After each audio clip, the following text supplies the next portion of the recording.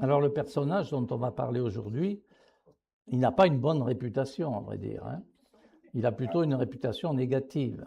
D'abord parce que c'est un étranger, hein, c'est un Italien. Alors évidemment, c'est facile de se moquer, surtout qu'il est d'origine de Sicile, on va voir, et du coup on peut dire oui, les Siciliens sont des voleurs. Bon. Alors il a eu cette réputation, mais comme il a beaucoup volé, effectivement, voilà. Donc nous allons partir du début du XVIIe siècle. Au début du XVIIe siècle, l'Europe est dominée par la famille de Habsbourg.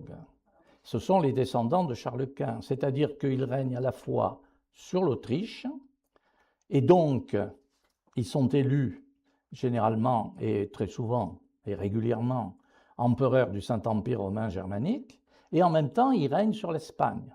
Ce qui fait que, évidemment, la France se sent un petit peu encerclée, comme bon, elle se sent comme du temps de François Ier, etc. Il y a donc une rivalité très importante entre la France et les Habsbourg, entre les Bourbons et les Habsbourg.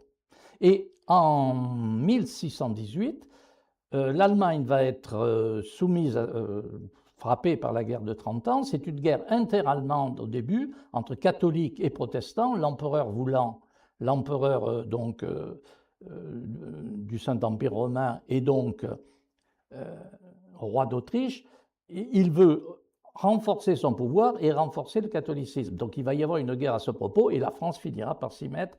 Et c'est dans cette affaire que nous allons retrouver Richelieu et Mazarin. Alors, Mazarin, c'est un Italien, il est né dans les Abruzzes, mais son père était sicilien. Et son père travaillait pour la grande famille romaine des Colonna. Voilà. Donc, pourquoi il est né dans les Abruzzes? Parce que très souvent, à cette époque, les mamans allaient accoucher dans leur famille, et donc elle est restée plusieurs années là-bas, et il est arrivé, lui, à Rome, avec donc son frère, à l'hiver 1605. L'Italie, comme le reste de l'Europe, est dominée par l'Espagne. Il arrive à Rome au moment où on construit la nef de Saint-Pierre.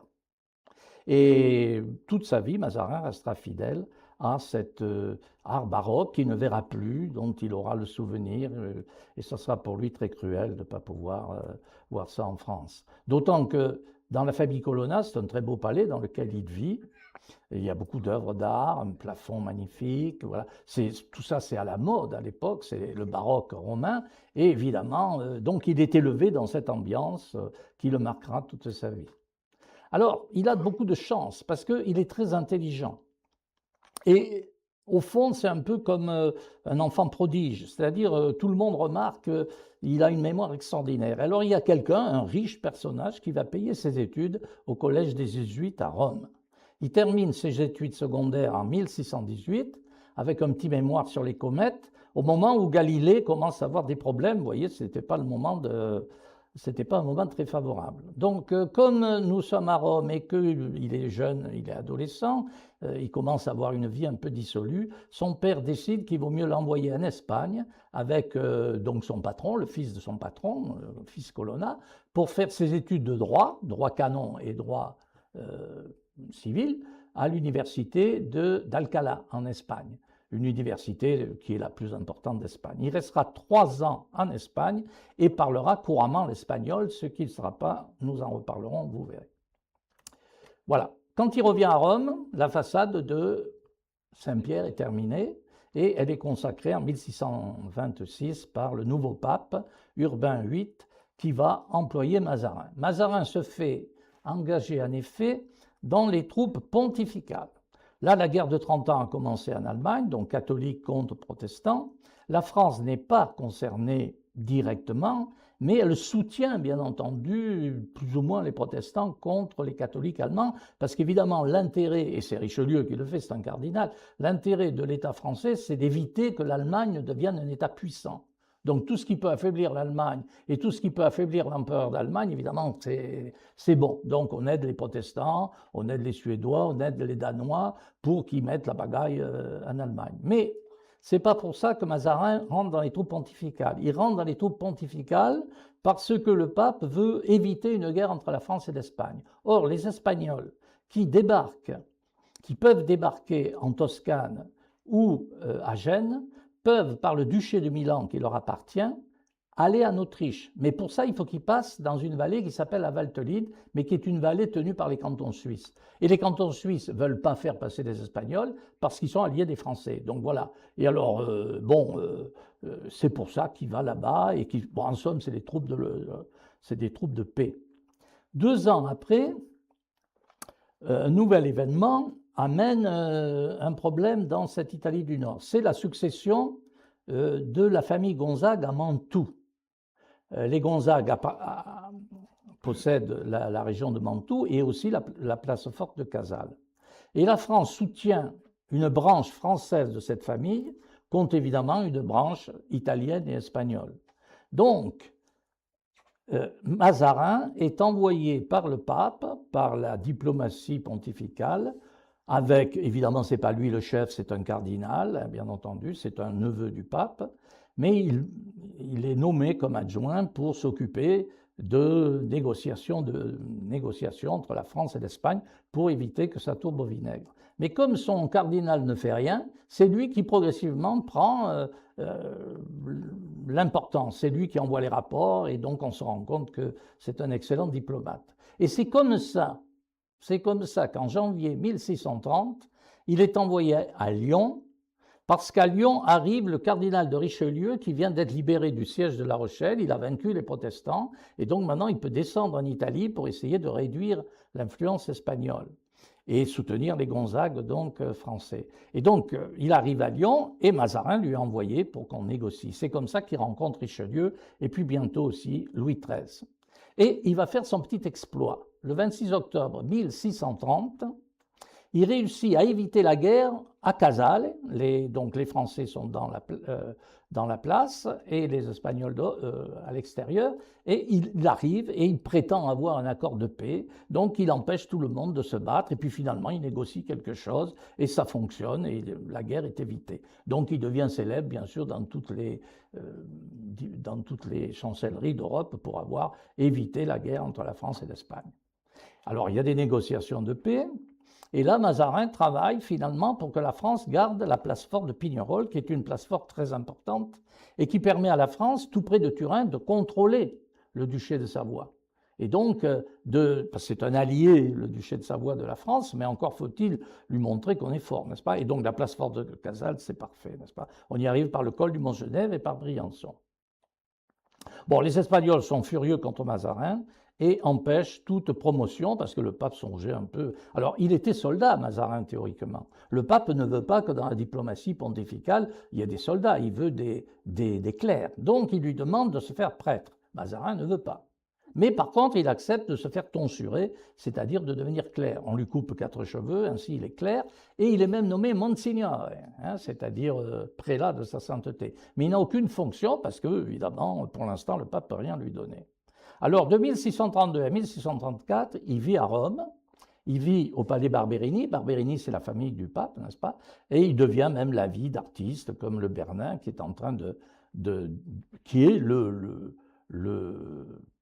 sculpteur et l'architecte à la mode à ce moment-là. En 1634, enfin, le pape l'envoie avec un cadeau auprès de Louis XIII. Et c'est comme ça qu'il va se débrouiller pour rester 16 mois à Paris et travailler avec Richelieu. Et Richelieu se rend compte à ce moment-là que c'est un homme intelligent, qu'il est favorable à la France, et donc il le prend sous sa protection, et en somme, il se dit, voilà quelqu'un avec qui je pourrais travailler et qui pourrait peut-être me succéder. En mai 1635, Richelieu décide que la France doit rentrer dans cette guerre de 30 ans. Donc on déclare la guerre au roi d'Espagne, mais comme il est allié à l'empereur germanique, on a tout le monde sur le dos, et ça commence d'ailleurs très mal, puisqu'en 1636, les Parisiens ont très peur. C'est l'année du Cid, mais c'est aussi et surtout l'année de l'invasion espagnole, qui est, parce que les Espagnols ayant les terres des Pays-Bas espagnols, ce qu'on appelle aujourd'hui la Belgique, la guerre, elle est au nord, elle est aussi au sud, mais principalement au nord. Donc ils envahissent la France, ils prennent Gorbie, bon, et puis bon, ça se calme un petit peu ensuite. Alors, après, Mazarin se rend compte qu'il peut, à Rome, il est bloqué. il est bloqué par les Espagnols qui sont très puissants. Et donc, finalement, il se dit, le mieux, c'est que je me tourne vers la France. Donc, il arrive à Paris en janvier 1640. Et on lui permet d'avoir des bénéfices en France et de travailler. Donc en France, ça s'appelle une lettre de naturalité. C'est-à-dire qu'il ne devient pas français, mais il a tous les droits des sujets du roi en France. Voilà. Et on demande pour lui, le roi Louis XIII demande pour lui, au pape, le chapeau de cardinal, puisque la France a droit à 2 cardinaux et qu'il y avait une place vacante. Voilà. Et il est effectivement, après une période où le pape, évidemment, il ne va pas obéir tout de suite, hein, donc il est créé cardinal par Urbain VIII. Donc Louis XIII lui remet la barrette, hein, c'était la règle, c'était le souverain, qui est le personnage important du monde catholique, qui lui remettait la barrette, mais il n'ira jamais à Rome pour recevoir l'anneau et pour recevoir le chapeau. Par conséquent, ce sera toute sa vie un cardinal sans bague. Vous voyez, donc, c'est-à-dire quand on va voir sur les tableaux les mains, vous remarquerez, il n'a pas de bague parce qu'il n'est jamais allé la chercher. Bon, du moment qu'il... Alors pour lui, c'est très important d'être cardinal parce qu'il n'est rien, il n'est pas noble. Il est issu du peuple. Et par conséquent, dans cette société où seuls les nobles ont droit à la parole, il peut y arriver parce qu'il est cardinal, parce qu'il est prince de l'Église. Donc voilà, c'est ça. Hein. C'est la seule manière pour lui de s'élever.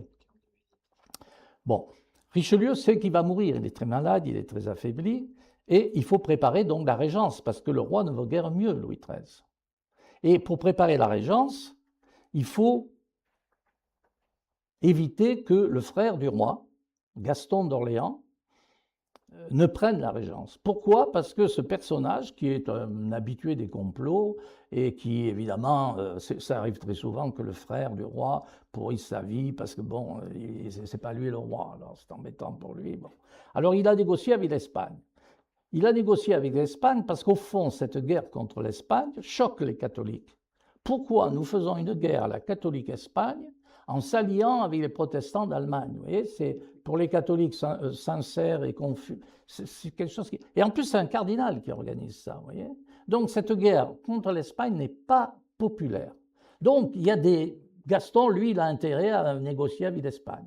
Et puis, Richelieu avait fourgué dans les pattes de Louis XIII un favori, parce que ce pauvre Louis XIII, vous savez, quand on est roi, on est seul, on est malheureux, on est isolé, donc il avait bien quelques dames avec qui il s'était lié d'amitié, mais au fond, il n'y était plus, donc il met Richelieu dans ses pattes ce marquis de Saint-Marc.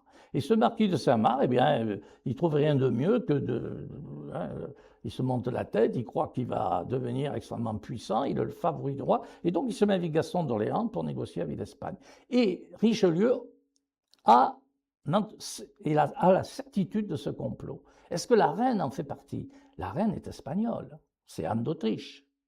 Mais évidemment, Anne d'Autriche, parce qu'elle est Habsbourg, mais c'est une espagnole. Donc est-ce que la reine est dans le coup? Et même dans ce complot, on a même envisagé l'assassinat de Richelieu. Donc quand Richelieu apprend tout ça, et surtout qu'on l'a envisagé devant le roi. Et donc il y a tout un tas de choses. Et Richelieu, il faut qu'il organise la régence. Et il se dit que finalement, le personnage qui doit prendre la régence, finalement, le moins dangereux, c'est la reine Anne d'Autriche, parce que finalement, il compte sur son instinct maternel pour qu'elle conserve le royaume de France à son fils. Bon. C'est à Tarascon, en juin 1642, alors que Louis XIII et Richelieu sont sur les routes. Alors, ils sont sur les routes en mauvais état. Hein. Généralement, ils sont sur des civières, vous voyez. Sur le Rhône, ils remontent de bateaux couchés, Richelieu. Vous voyez, c'est un peu horrible. Hein. Et donc, c'est dans ces conditions un peu de fin de règne que Mazarin réussit à réconcilier Richelieu et le roi. Parce que le roi, c'est son premier ministre, Richelieu. Mais en même temps, Richelieu, il a une puissance sur le roi qui est terrible. Donc, de temps en temps, ça barde, et de temps en temps, Louis XIII essaye de se libérer, vous voyez. C'est pour ça qu'au fond, quand on a dit devant lui, et si on assassinait le cardinal, il n'a rien dit. Bon, c'est terrible, voilà. Alors, évidemment, Saint-Marc, le marquis de Saint-Marc est arrêté. Lui, on peut le condamner à mort. Hein. Gaston, on ne peut pas le condamner à mort, puis c'est le frère du roi. Donc c'est toujours les Bourbons qui trinquent dans cette affaire-là, bien sûr. Et la reine, ben, on la protège. Et quant au roi, on n'en parle pas. Donc dans les comptes rendus des procès, on voit bien qu'on n'a pas posé de questions sur la reine ni le roi, bien sûr. Sinon, ils ont tout avoué. Hein. Gaston, Saint-Marc, ils ont tout avoué. Bon. Richelieu meurt en décembre 1642, après 3 ans de travail intensif avec Mazarin, et donc il recommande au roi. Et quand Richelieu meurt, eh bien finalement le roi Louis XIII est tout content d'avoir Mazarin, parce que Mazarin est tout gentil. Richelieu est terrible, Mazarin est tout poli, tout urbain, tout bien élevé, tout ça. Donc Louis XIII est content de travailler avec lui, il le nomme principal ministre, comme Richelieu, et il le nomme au conseil de régence, avec les princes du sang et avec la reine, tout en lui disant « c'est en vous que je mets toute ma confiance ». Et c'est tellement vrai qu'il met en lui toute sa confiance qu'il va faire de Mazarin le parrain de Louis, c'est-à-dire de son fils aîné.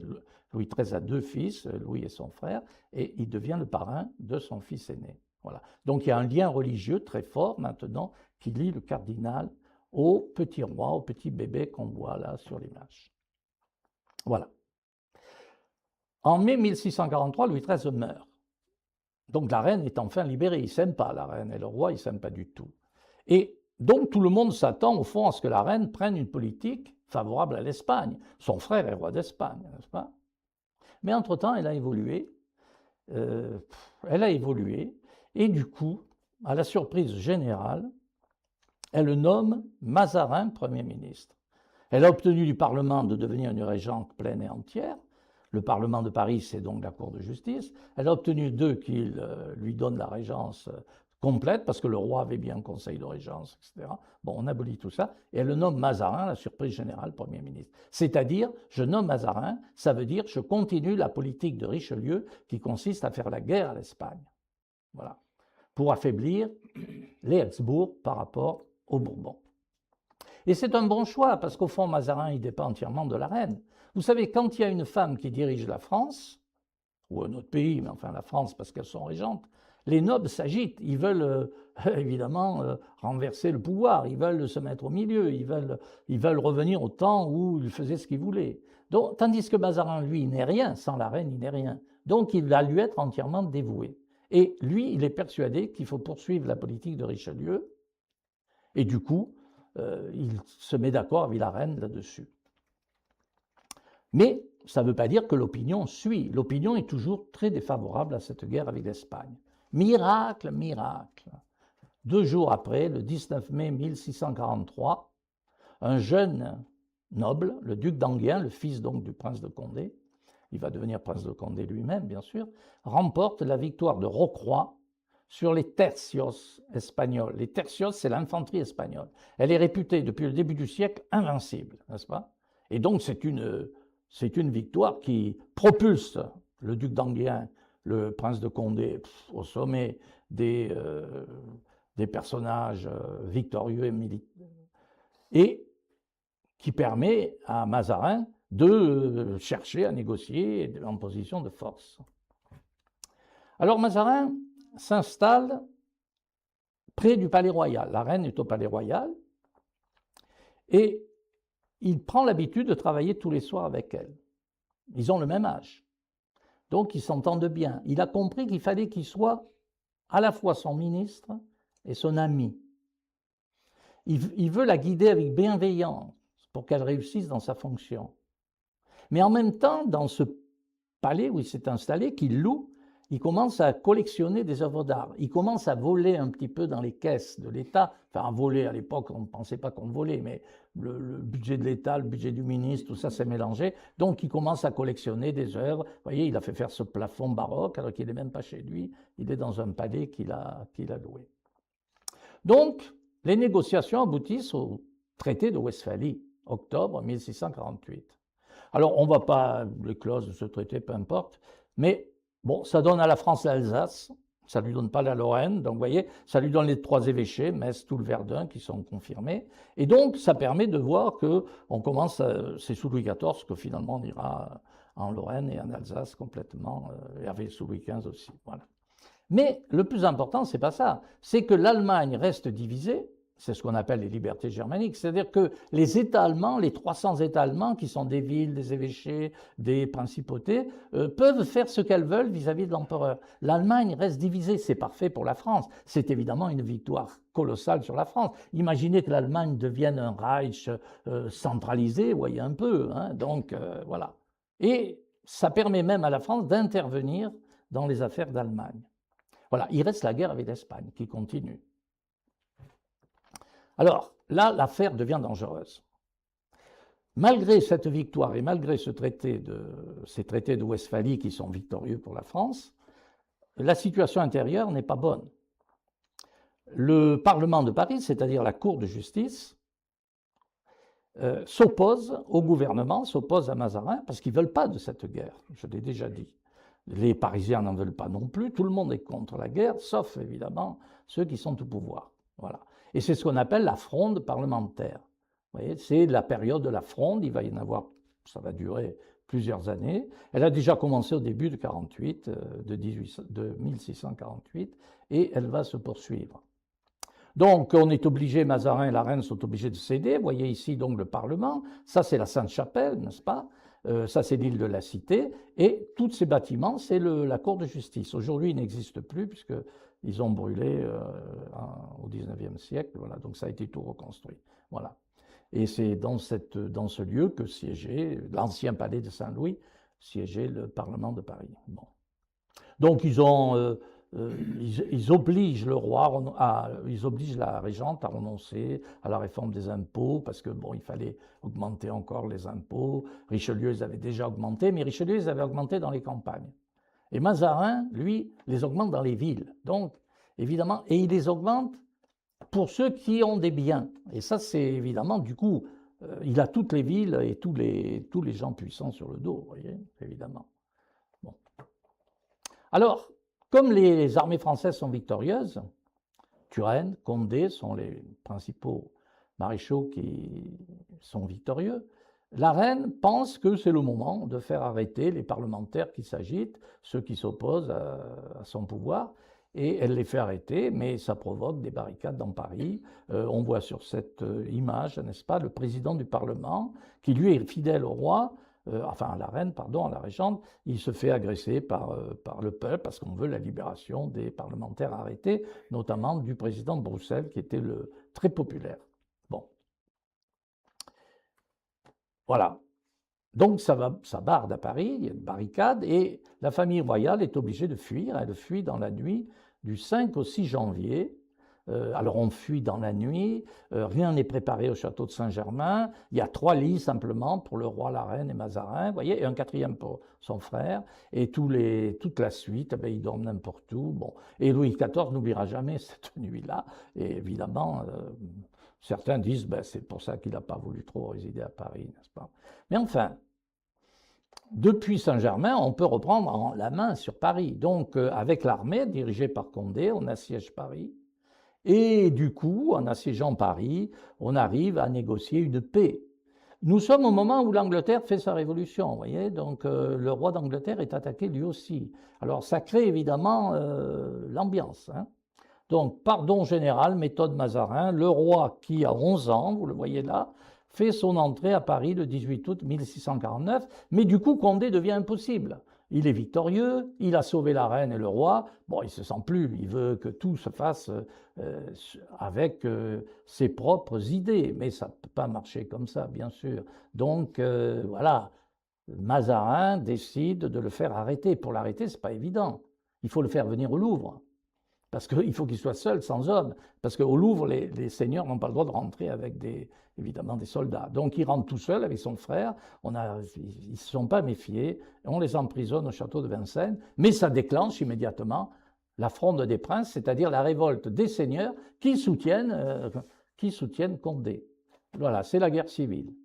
C'est la guerre civile, les princes et le Parlement s'allient, Mazarin est obligé de fuir, il est pourchassé par le Parlement, n'est-ce pas? Et du coup, il se réfugie à Cologne. C'est le temps de ce qu'on appelle les mazarinades. Ce sont des plans faits horribles, n'est-ce pas, dans lesquels on montre que la reine, elle couche avec Mazarin, etc. Bon, vous voyez. Et Il y en a qui sont chantées, là, il y en a une qui est chantée. Pour villes et villages, tocsin il faut sonner, tromper tous les passages qu'il voulait ordonner. Pour sonner le tocsin d'Inde, pour prendre Mazarin. Ce méchant plein d'outrage a ruiné sans défaut, vous tous gens de village, vous donnant des impôts. Pour sonner le tocsin d'Inde, pour prendre Mazarin. Mettez-vous sur vos gardes, chargez bien vos mousquets, armez-vous de hallebardes, de piques et corselets, pour sonner le tocsin d'Inde. Voilà, vous avez donc compris. Voilà. Donc Mazarin, bien qu'il soit à Cologne, continue à intervenir par courrier auprès d'Anne d'Autriche. Voilà une lettre, par exemple. Vous n'auriez pas grand-peine en ce cas à tomber d'accord que jamais il n'y a eu une amitié approchante à celle que j'ai pour vous. Je vous avoue que je ne me fusse pu imaginer qu'elle allât jusqu'à m'ôter toutes sortes de contentements lorsque j'emploie le temps à autre chose qu'à songer à vous. Donc les historiens se disent, mais au fond, cette amitié, alors est-ce qu'il est amoureux? Est-ce qu'il fait semblant? Est-ce qu'il fait ça pour se maintenir ministre? Enfin, donc peu importe, on ne sait pas. Mais ça va durer tout le temps, cette collaboration avec la régente. Ils vont devenir, ils sont des amis véritables. Hein, voilà. Bon, cette guerre civile est terrible, on se doute pour le peuple, parce que là, on ne va pas en parler, mais le peuple souffre, bien entendu. Les impôts qui augmentent s'ajoutent à la guerre. Donc Vincent de Paul, c'est l'anti-Mazarin. Mazarin accumule des richesses pour lui. Vincent de Paul mobilise les riches pour distribuer aux pauvres, n'est-ce pas? Et parfois, il sert à un peu calmer tout le monde. Mais Mazarin s'en méfie et l'a fait chasser du conseil du roi. Vous voyez, donc voilà. Hein? Bien. Alors, on décide, la reine, le roi, l'armée, dirigée par Turenne, quitte Paris pour s'installer à Poitiers. La situation à Paris est en effet très confuse. Il y a plusieurs pouvoirs. Il y a le Parlement, qui est soutenu par toute la bourgeoisie. Il y a l'Église, le coadjuteur de l'archevêque de Paris. L'archevêque de Paris, il est très vieux, donc il a un coadjuteur, et c'est ce coadjuteur, qu'on appellera après le cardinal de Retz, qui joue un rôle politique très important. Et puis il y a Gaston d'Orléans, le frère du roi, le frère de Louis XIII, pardon. Le roi, c'est maintenant, c'est plus Louis XIII. Donc, et il y a Gaston d'Orléans qui continue ses intrigues. Voilà. Bon. C'est le moment où Louis est déclaré majeur, puisque le roi de France est majeur à 13 ans. Mais enfin, pour l'instant, il a 13 ans, c'est un ado, il ne peut pas encore gouverner. En février 1652, l'armée royale assiège Paris. Mais finalement, l'armée de Condé, qui s'est révoltée, qui a été libérée par Mazarin quand celui-ci a fui à Cologne, eh bien, réussit à rentrer dans la ville. Donc, Condé est maître de la ville. Mais il se rend odieux aux Parisiens. Les Parisiens aspirent plutôt à la paix à ce moment-là. On se dit, oui, finalement, bon, cette guerre civile, il y en a assez, vous voyez. Donc Mazarin, alors ils disent tous qu'ils font la guerre pour se débarrasser de Mazarin. Ils veulent plus de Mazarin, ils veulent bien du roi, ils veulent bien de la régence, mais ils veulent pas de Mazarin. Alors Mazarin, pour apaiser tout le monde, quitte la France le 19 août 1652. Bon. Et Condé, devenu odieux à Paris, alors il y a des morts, il y a des... Bon, c'est absolument horrible ce qui se passe. Il est obligé de partir, il quitte Paris, quitte la France et va rejoindre les Espagnols dont il va diriger des armées contre la France. Voilà. À l'époque, les grands pouvaient se permettre de faire ça, les grands seigneurs. Louis XIV accorde l'amnistie, c'est-à-dire on oublie tout, on essaye la paix, ça c'est la politique de Mazarin, on essaye de... Voilà. Et il rentre en octobre 1652 et s'installe au Louvre. Voilà, ça c'est la cour du Louvre à ce moment-là. Vous voyez, c'est la fameuse cour qui est fermée. À l'époque, il manquait encore le côté. Vous voyez, Louis XIII n'avait pas pu la terminer, c'est Louis XIV qui va la terminer. Louis, tout petit, mais c'est sa mère bien sûr qui lui a dit, demande à Mazarin de rentrer. Il ne serait pas raisonnable que pour plaire à des esprits obstinés dans le dessein de continuer la guerre, et qui se sont si ouvertement déclarés ennemis de leur patrie, je me privasse plus longtemps de vos bons conseils et de l'assistance que je puis recevoir de vous. Quoique mes affaires aient un extrême besoin de vous, et que j'ai impatience de vous voir arriver, Je désire sur toute chose que vous preniez bien garde à la sûreté de votre voyage. Parce qu'à des faits, il faut qu'il ait des soldats, il ne peut pas revenir en France comme ça, il risque de se faire étriller partout, donc il faut qu'il fasse attention. Tout ça sur son argent, bien entendu, puisque il faut qu'il recrute des soldats. Alors, l'autorité donc progresse. Le coadjuteur qui a été nommé cardinal, on lui a demandé au pape de le nommer cardinal pour un peu s'en débarrasser. Mais ça, bon, ça n'est pas beaucoup débarrassé. Bon, enfin, il est finalement arrêté, il va s'enfuir, il va réussir à s'échapper, il ira à Rome, on sera débarrassé. Quant à Gaston, il est vieux maintenant, il va à Blois, dans son château, et il ne reparaîtra plus. Et Mazarin arrive enfin à Paris, réussit à rentrer sous les applaudissements. On n'est plus au temps des mazarinades, on est au temps des applaudissements. Et il va donc s'occuper de l'éducation du roi, qui est maintenant un jeune adolescent. Et il va s'occuper pour en faire un roi, pour lui enseigner l'art de gouverner. Le roi est sacré à Reims en juin 1654, il a 16 ans, et désormais Mazarin n'est plus sous l'autorité de la reine, mais sous l'autorité du roi, ce qui renforce son pouvoir. Il devient un Premier ministre complètement incontesté. Il reconstitue sa fortune qui a été triée sous la Fronde. Le Parlement a dispersé la magnifique bibliothèque mazarine. Tous ses livres ont été vendus à des prix dérisoires pour le punir. Donc il va reconstituer sa fortune, il va dépasser même encore celle qu'il avait, voilà, et c'est lui le maître. Alors il avait un souci, il voulait amener évidemment l'art italien en France et surtout l'opéra, qui était vraiment ce que les Italiens savaient faire de mieux dans le domaine de la musique. Mais bon, ça ne marchera jamais à Paris. Mais par contre, c'est l'époque où son compatriote Lully va venir pour créer sa musique à Paris.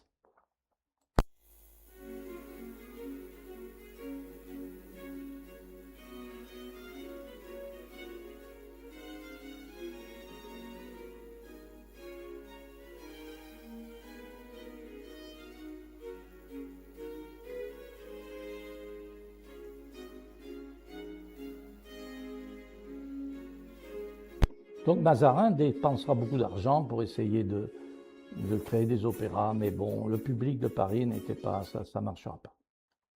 Donc le pouvoir n'est plus contesté. Les nobles ont compris que le temps n'est plus aux rébellions, qu'il vaut mieux servir le roi, que ça rapporte finalement plus. Le clergé n'a pas trop participé à la Fronde, mais il est particulièrement divisé à cause de cette affaire entre jansénistes et jésuites, dont je ne vais pas décrire. Mais enfin, c'est l'époque où Pascal publie les Provinciales. Les Provinciales, c'est l'attaque des jésuites. C'est destiné à montrer que ces jésuites sont finalement des gens qui n'ont pas de véritable morale sérieuse. Ce sont un peu, voilà, et qu'ils ont un rôle politique trop important. Bon, tout ça, ça sera la grande affaire du règne de Louis XIV. Ça se continuera sous Louis XV, vous voyez, donc c'est une querelle qui va durer toute la fin du XVIIe et tout le XVIIIe siècle. Miracle, la France reçoit le renfort de la République anglaise, parce que le roi d'Angleterre a été, voilà, pas guillotiné, mais avec la hache, hein, il a été décapité, voilà. Et donc, la France reçoit le renfort de la République anglaise parce qu'elle est en guerre contre l'Espagne, pour des questions maritimes. Et du coup, ça permet, avec le renfort évidemment des Anglais, de remporter la bataille des Dunes et de prendre Dunkerque. Alors Dunkerque, c'était pour les Anglais normalement, mais Louis XIV va le racheter très vite, donc finalement Dunkerque sera française. Bon, l'Espagne n'a plus les moyens vraiment de continuer la guerre, puisque maintenant il n'y a plus la guerre civile en France. L'Espagne, c'est un pays qui a peu d'habitants, et donc la France est beaucoup plus peuplée, n'est-ce pas? Donc évidemment, maintenant que la France est réunie, la guerre civile est terminée, bon, il faut faire la paix.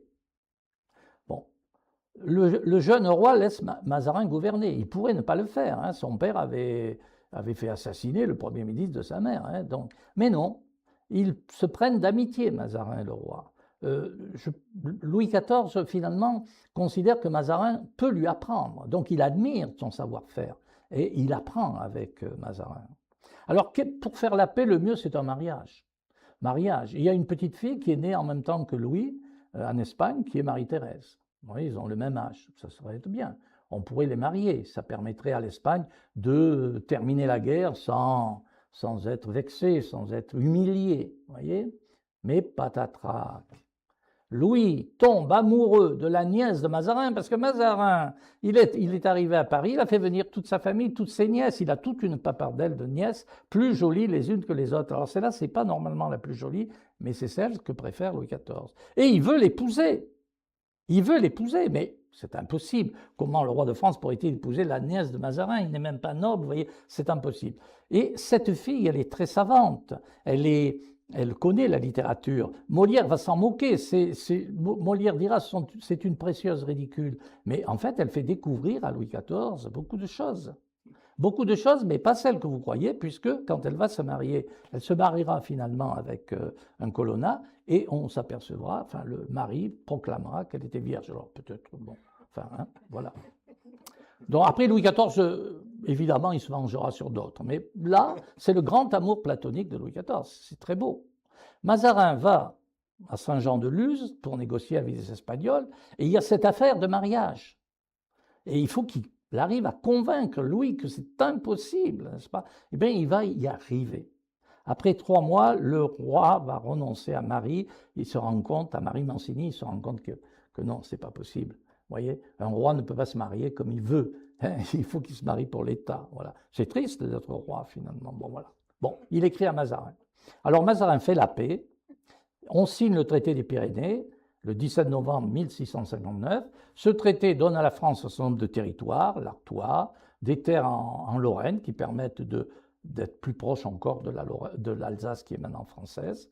On gagne le Roussillon, mais surtout, on gagne que l'Espagne, qui était la puissance dominante au siècle précédent, devient une puissance moyenne, et c'est la France qui devient la puissance prépondérante en Europe, et cela va durer jusqu'à la fin des guerres de l'Empire et de la Révolution. Et puis au 19e, tout le monde sait que c'est l'Angleterre qui fera. Donc il y a toujours une succession, vous voyez, l'Espagne, la France, l'Angleterre, voilà. Hein. Et puis après les États-Unis, et puis bon, maintenant je ne sais pas. Bon alors, Louis part vers le sud, puisqu'on va, pour se marier, il faut se marier à la frontière. Il part avec sa mère, mais le mariage est repoussé parce que le roi d'Espagne ne veut pas que ce soit en hiver, finalement il a froid, donc il se retrouve en voyage alors qu'il n'y a plus de raison d'aller en Espagne. Alors il va visiter son royaume. Alors je ne vais pas raconter toute l'histoire, sinon on n'en finit plus, mais par contre j'ai mis les derniers endroits où il est venu, c'est-à-dire chez nous, le plus près de nous. Alors le plus près de nous, il est en février 1660, il est à la Sainte-Baume. Parce que, évidemment, il vient sur le tombeau de Marie-Madeleine. Le tombeau de Marie-Madeleine qui est dans la basilique royale de Saint-Maximin, basilique des comtes de Provence, n'est-ce pas? Et donc, il fait ce pèlerinage. Et puis, sa mère veut absolument, sa mère veut absolument aller à Cotignac, à Notre-Dame-des-Grâces. Parce que, quand elle n'avait pas d'enfant, elle avait envoyé des moines à Notre-Dame-des-Grâces à Cotignac pour prier Dieu afin qu'elle soit enceinte. Et comme ça a marché, puisqu'elle a eu 2 garçons, eh bien, elle vient remercier la Vierge à Notre-Dame-des-Grâces à Cotignac. Bon. Alors Mazarin, il n'y est pas là, hein, il est resté à Aix. Quant au roi, il a d'autres idées en tête. Hein. Il arrive donc à Marseille. Alors à Marseille, on s'était un petit peu révolté pendant la Fronde, on n'avait pas trop, mais enfin tout petit peu, pas beaucoup quand même. Mais là, vraiment, Louis XIV est très méchant. Donc il a envoyé 7000 soldats pour entrer dans Marseille. On a détruit la porte de la ville, qui était ici, vous voyez, la porte royale, où il y avait écrit « Liberté » pour les Marseillais. Donc ça, Louis XIV, il ne peut pas trop, n'est-ce pas? Et puis, du coup, il ordonne la construction sur cette colline qui domine le port de Marseille, d'un fort pour surveiller la ville, ce qui est aujourd'hui le fort Saint-Nicolas, et puis même un autre fort de l'autre côté, du côté de la tour du roi René. Donc, vous voyez, les 2 forts qui tiennent la ville, que l'on voit sur ce tableau de Joseph Verdet, qui a fait tous les ports un peu de France, c'était au XVIIIe siècle, sous Louis XV. Bon. Donc, là, on voit la main de Louis XIV. Hein. Mazarin n'était pas habitué à ce genre de vengeance, vous voyez. Bon, enfin, sous Louis XIV, la ville a été quand même choyée. Vous voyez, elle s'est agrandie. C'est lui qui a fait faire cette grande avenue toute droite entre la porte d'Aix et la porte de Rome, et puis la perpendiculaire de la Canebière qui va au port. Donc voilà, la ville a eu un arsenal. Vous voyez, elle a doublé sa superficie. On va pas donc voilà. Donc enfin le mariage, Saint-Jean-de-Luz, en juin 1660 a lieu le mariage et la rencontre de la reine, de sa mère, avec son frère Philippe IV, après 44 ans de séparation. Bon, c'est pas très chaleureux parce que c'est pas ils se sautent pas au cou quand même, hein, mais enfin c'est le mariage. Mars 1661, Mazarin, vous l'avez vu sur le dernier tableau, il commence à vieillir, il commence à être fatigué, donc là il va mourir, et il est instruit par Colbert qui gère sa fortune. Colbert lui dit, mais vous êtes immensément riche, vous êtes plus riche que le roi. Hein, la fortune de Mazarin représente le tiers du budget du roi, donc c'est un truc énorme. Et qu'est-ce qu'on va faire de cet argent? Mais quand ça va se découvrir, ça va faire scandale. Donc, on réfléchit, et Mazarin trouve une idée géniale. Il fait de Louis son légataire universel. Donc, Louis XIV réfléchit, qu'est-ce que je fais? 3 jours pendant que l'autre est malade, vous voyez un peu, bon, il va mourir, c'est terrible. Et Louis XIV refuse et laisse toute sa fortune à Mazarin. Voilà. Et Mazarin, donc, meurt le 9 mars 1661 dans le château de Vincennes où il s'est fait transporter. Il laisse à l'État quelques bâtiments qui sont de cette époque. Il a fait construire le collège des 4 nations pour les gens d'Artois, de Pignerol, de Roussillon qu'il avait intégré à la France. Ce collège des 4 nations est devenu aujourd'hui l'Institut, l'Académie française. Et c'est là que se trouve le tombeau de Mazarin. Vous voyez? Et sur ce tombeau, voilà, on voit le cardinal. Alors, au tombeau, là, il a le chapeau et il a les. Voilà, bon, il n'a jamais eu le chapeau, mais pour le tombeau, oui, on lui a donné. Voilà, Mazarin a bien travaillé pour Louis. Désormais, l'autorité du roi est incontestée et la prépondérance française est assurée en Europe. Le 11 mars 1661, le roi annonce à 23 ans que désormais, il gouvernera lui-même. Et ça, c'est la dernière idée de Mazarin. Je t'ai formé, je t'ai expliqué tout depuis maintenant des années. Il ne faut pas que tu aies de Premier ministre. C'est toi qui es mon successeur. C'est toi qui vas gouverner la France. Voilà, une nouvelle époque commence.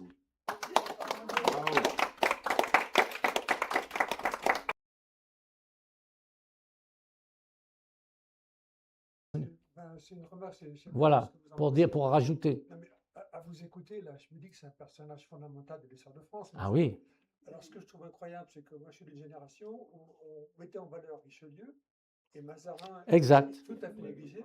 Alors là, ma question, ça serait quand même, bon, qu'est-ce que Mazarin doit à Richelieu? Parce que je veux bien comprendre qu'il y a une continuité de sa politique intérieure et extérieure. Et de l'autre côté, quelle est la part fondamentale de Mazarin dans l'histoire de France? Alors en fait, c'est un peu comme pour d'autres personnages. Les historiens, ils ont toujours mis effectivement un peu de côté Mazarin, et on a bon, mais parce que Mazarin est étranger, vous voyez. Donc la France à ce moment-là, elle est gouvernée par une femme espagnole et un premier ministre italien.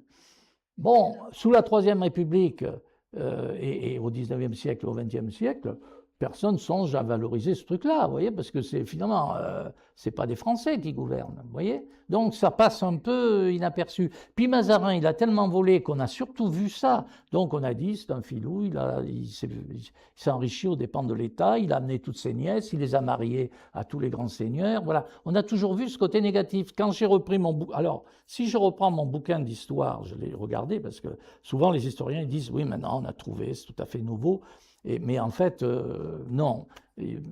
Dans le vieux bouquin d'histoire que j'avais, on dit bien que Mazarin est un horrible bandit sicilien, mais que sa politique a été très bénéfique à la France. Bon.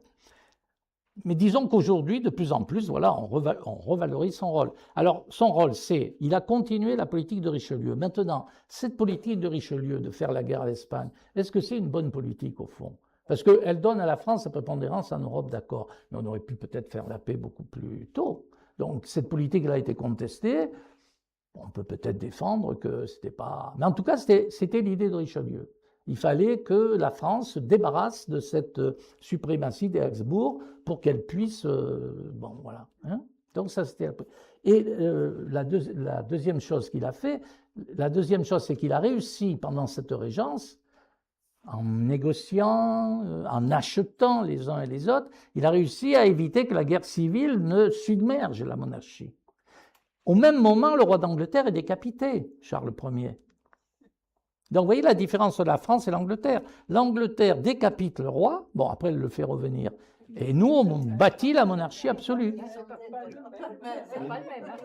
Non, mais elle le fait revenir. Elle fait revenir la dynastie, bien sûr, oui. D'accord. Mais pendant un moment, elle décapite le roi et l'Angleterre est une république. Et les Français sont horrifiés de ça. C'est-à-dire que la décapitation de Charles Ier calme plutôt la guerre civile en France.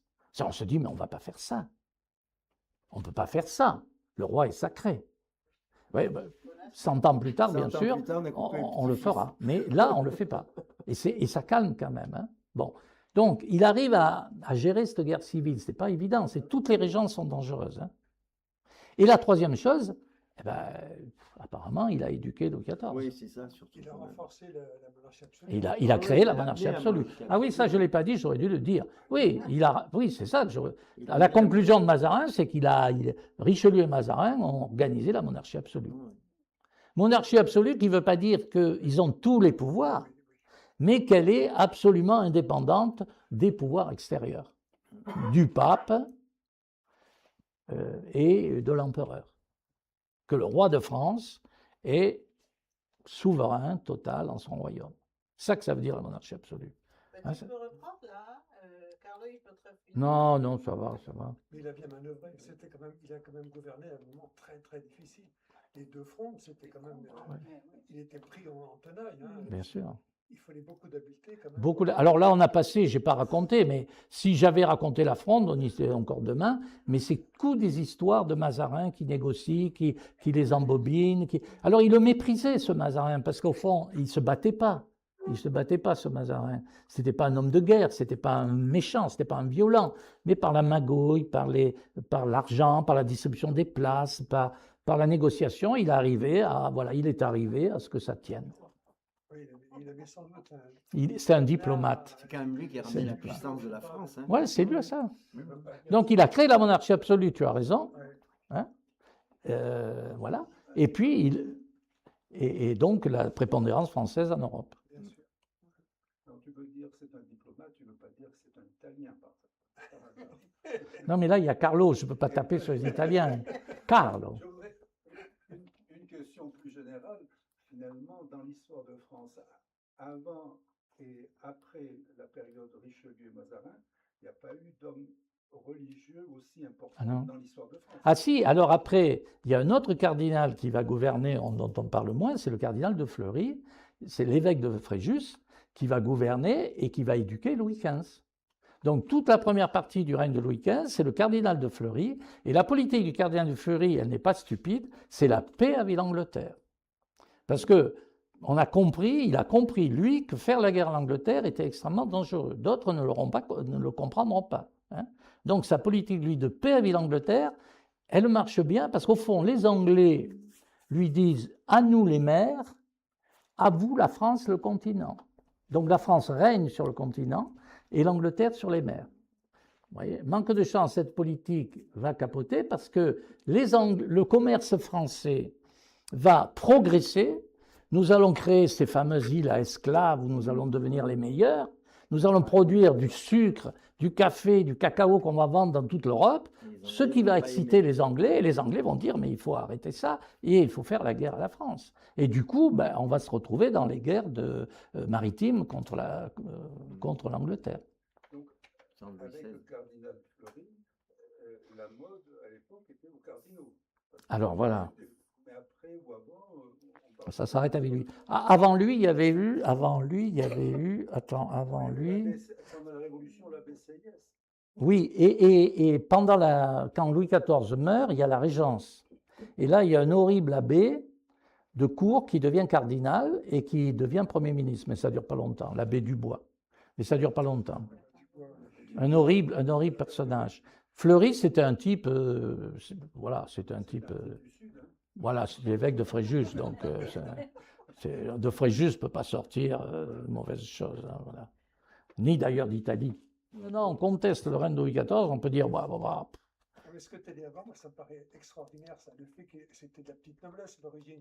Il est rien, oui. Il est rien, il vient. Non, même pas petite noblesse. Son père, il était bourgeois, intendant de Colonna. Alors ça, enfin, quand on pense au pouvoir des princes, enfin, oui. que cet homme arrive au sommet. Mais parce qu'il arrive par l'Église. C'était le seul moyen pour quelqu'un qui n'était rien, il pouvait progresser par l'Église. Ensuite, au XVIIIe, c'est plus possible, puisqu'on nomme plus évêque que des nobles. Mais là, on pouvait nommer évêque et cardinal n'importe qui. Mais officiellement, il n'a jamais été cardinal, quoi. Pas vraiment. Ah là là, quelle habileté, quelle habileté. Il a été aussi bien éduqué, sinon... Il a été bien éduqué parce qu'il est allé chez les jésuites, après en Espagne. Il a bénéficié de ça. Alors on peut penser à tous les Mazarins qui n'ont pas existé. Tous les petits-enfants géniaux à qui personne n'a payé des études à cette époque et qui ne seront pas devenus Mazarins, bien sûr. Hein. Bon, lui, il a eu la chance que quelqu'un dise « mais il est génial, ce petit, je vais payer ses études ». Ce n'est pas son père qui a payé les études au collège. Quel destin, quoi. Et au collège, ils ne l'ont pas viré en disant « lui, il n'est pas noble ». Non, les jésuites l'ont pris. À ce moment-là, les jésuites, c'était la modernité, vous voyez, les collèges jésuites. Et puis, par exemple, Galilée, c'était l'époque où Galilée était soutenu par les jésuites.